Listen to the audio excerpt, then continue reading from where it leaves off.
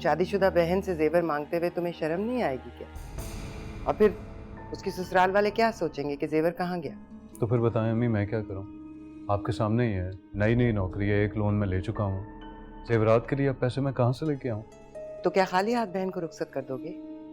भाई बहनों का मान होते हैं। और फिर उसके ससुराल वाले वो नहीं सोचेंगे कि किन कंगने लोगों में रिश्ता दिया है जो अपनी बहन को एक छोटा सा सेट नहीं दे सके? अच्छा मुझे बताएं, फिर मैं क्या करूं? चोरी करूं या डाका डालूं? बताएं। अपनी बीवी से पूछो ना, वो करे मदद तुम्हारी। भाई साहब ने भर भर के सोना चढ़ाया है उसे। उसके जहेज के सामान से सारा स्टोर खचाखच भरा हुआ।